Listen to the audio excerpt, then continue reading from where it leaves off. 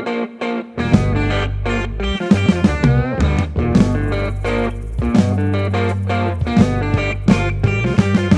we're back again. Welcome back. You're here with Gunnar, of course, with Soos. I've had a rather musical couple of weeks. A couple of weeks ago I was at a pub in Richmond and I was being served a few glasses of wine at a private concert with the bass guitarist from the Monkees, and I was served by no other than Mickey Dolenz daughter. Mickey Dolenz, the glorious voice of the 60s and of course the Monkees. So I'm in a bit of a hot music streak at the moment. Mickey Dolenz daughter was a barmaid at this pub. She wasn't a barmaid. It's like calling God a servant. Yeah. He serves, but he's not a servant. Okay. I wonder if you can guess what movie that's quoted from. But it got me on a bit of a muse. What is the most loved music album in history? And then the counter to that, I guess, is what is the most maligned or the most hated? Well, I did some research and I thought about it. I think I've come up with what that album is. And actually, I've listened to the album twice over the last couple of weeks. I've got to say, it's actually a pretty good album. You would have heard of the band, and I'll give you a bit of the interesting history behind it. In the late 70s, a group of school children got together, formed a band in Dublin, the capital of Ireland. The band was named U2. They went on to worldwide success. You would know them from albums like The Joshua Tree, which was their epic album that sold over 25 million copies. It's very hard when you're a band, though, to keep on the same level and to keep the same interest in the public so that people listen to everything that you do. And the reason for that particularly, I think, is the landscape for selling of music has changed so much in the last couple of decades. We've changed the formats from vinyl across to cassette, across to CD in the early 80s. And now back to vinyl. Now back to vinyl for me, at least. But then also the advent of streaming. Streaming and file sharing, particularly, is something which I think completely destroyed the music industry. Gene Simmons says, "It was you who killed the music industry, bitch, by stealing the music." He said that it's not a victimless crime when you have a teenager who decides to take something that's not theirs and steal it from the privacy of their bedroom. In around 2000, Metallica was shocked to discover that their latest single at the time was freely available. When I say free, people were downloading it without paying royalties using a file share system called Napster. What that meant is that there was no longer the business model in place to get good producers in, to get good musicians in, to spend time on songwriting, and then to sell a concept of an album in its entirety. And look what's happened to the music since then. When was the last great rock band? I know there's a lot coming to Australia at the moment. We've got Oasis in Melbourne, we've got Metallica in Perth, and we've got Cliff Richard in Perth as well. So all they're all there, but they're all geriatrics. All the geriatrics are coming back. It's all the golden music era. You could say the music industry was partially responsible by doing away with sales of music singles. What that meant is that the economic case now for a teenager, people who generally would buy music, to buy an album, would be that the album would have to be consistently good. Because in the past, you see, they'd only invest a bit of their pocket money for a single. When they did away with the singles, the album would really have to be worthwhile to buy, so maybe they did it to themselves. But U2, a band that's always fearlessly changed the style of music that they make. This is just a quick break to let you know about vidIQ. I don't normally recommend stuff on my channel. If you're a small-time YouTuber, you're just starting out, or you're only reasonably new in the game, let me tell you, it'll change how you approach and how you make YouTube videos and get successful with it by getting onto vidIQ. I'll have the link down below. Thumbnails, descriptions.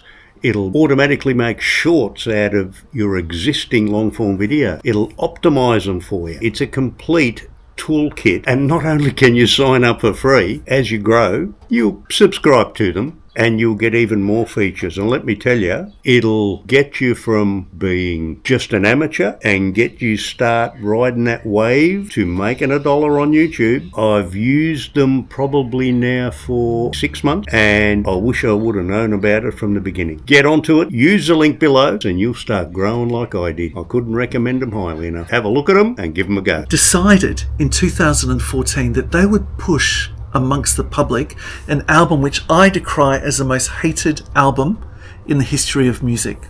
And it's called Songs of Innocence. Now look at this. It's a father and son embrace. The album is called Songs of Innocence. Look, if you're like me, the first poetry book I ever bought was William Blake's Songs of Innocence and Experience. Sure enough, this album and its counterpart, Songs of Experience, aped that name of William Blake. If you haven't looked at his artistry or read his poetry, do yourself a favour, have a look, it's online. I decided to buy this on vinyl, but you see, U2 went into bed with Apple Music, not the Beatles Apple Music, but Apple, your iPhone, your iPod, etc. Back in the very early days of the iPod, you might remember the U2 iPod with the black and the red wheel, and if you bought it, on the back of it would be engraved the names of the members of U2, and there would be a U2 Greatest Hits album on the iPod waiting for you. But to go one step further, Bono decided that what he'd do is share his concept of art with the world. When I say share, he thought of it as a gift. He was gifting this art, and he was gifting it as one uniform piece of art. So not a single track. People had already by this stage been educated to buy single tracks for 99 cents US using Apple Music, or they just downloaded everything for free using something like Napster. So he gifted this work in its entirety. Now when I say gifted, U2 was paid about $100 million US to do it. It's a great gift. I could afford to be benevolent if people were paying me that every time I decided to be magnanimous. Very next day that it was decided upon, 500 million Apple users discovered on their device that the cover of this album had already been downloaded. Now all you had to do to listen to the album was to download it, press the button, it would download for you, but it effectively had already squatted on your library. This was supposed to be a gift, something which was received with thanks. It was something to promote the real establishment of Apple into the music industry, and really the replacement of the file sharing, non-copyrighted share of music. But it became reviled. An app had to be established to remove that cover from people's libraries. That app became very popular. People were downloading it so they could get rid of the gift of the download that was there. So suddenly you had a popular music group like U2 that was decried. It was the exact opposite reaction to what they expected. You see, Apple and U2 both expected there would be an outpouring of thanks for it. The album is actually pretty good. I think the first side of it's particularly strong. Unfortunately with U2, I've got to say there's a number of the stronger albums where side one is fantastic. Let's think of particularly The Unforgettable Fire, where side one I think is probably their greatest work. Side two is almost unlistenable. And I think this follows to some extent along that line in that side one is very, very strong, very good indeed. Side two peters out. If you have the vinyl, it's on 4 sides. Song 4 is a remix. Side 4, which is, to me, basically unlistenable. But let's talk about the album. The album's interesting in that Songs of Innocence, they're harkening back to that line from William Blake, and they're looking back to their youths when they were young. What were the things that influenced them? If you're like me, one of your early albums that you spent your pocket money on was probably the live EP of Under a Blood Red Sky, where basically they sang before an audience their first 3 albums, which were basically early punk for the first one. The next 2 were, I guess, probably proto-punk, and then it was summed up, put into a bow with Under a Blood Red Sky. The first song on Songs of Innocence, which harks back to those days, is Joey Ramone. Joey Ramone was the singer for the Ramones, one of the first punk bands. The liner notes are really well written. It's one reason, I think, for investing in the physical copy. Good photography, but inside you've got the liner notes, obviously written by Bono, and he talks a lot about the experiences of being young, a lot about the early loves and relationships and things like that, which were seminal to the band. a band which I say keeps changing, because remember when they went to that period of great Americana, had their most successful album ever, The Joshua Tree? What a magnum opus, probably the best work they've done, apart from side one of The Unforgettable Fire, and sold 25 million. The record Songs of Innocence was pushed to 500 million people. 26 million people downloaded it. And it's estimated that probably 3 times as many as that or so actually listened to part of the album. So in terms of reaching an audience with a full conceptual artwork and idea, you could say that it was successful. How many people got rid of it? Well, that's right. That's right. Probably about 450 to 470 million people. That's really quite something, isn't it? Yeah. So, yeah. There's been other interesting experimentations with releasing records. Let's talk about the experience where Radiohead decided that what they'd do is they'd put their new record up for sale, and you'd have an option of paying whatever you wanted to. So you'd load it into your basket, the price would say whatever you want. That's actually what the button said, and you'd nominate the amount. You could actually nominate to pay even $0.00 for the album, and it was for a range from that right up to £99.99. Now, how do you think that works, Soos? What do you think people elected to do? Well, I'd be surprised if there were too many people that went over at 1p. Okay, so as it worked out, 62% of people did not even pay 1p for it. They paid 0 for it. So that means that 38% of people who elected to acquire it electronically paid for it. Of those, the average amount that they paid was £6. Okay, that's actually not a bad price. I know the percentage is very low, but £6 is actually not bad. Is that for a full album? That's for a full album, yeah. Then perhaps it's not such a good price. Okay, it was argued that release did not noticeably affect physical sales. Now, I'm talking about physical sales. Remember the Joshua Tree sold 25 million copies? Songs of Innocence was downloaded 26 million times. And in terms of physical copies, only sold just over 1 million physical copies or so.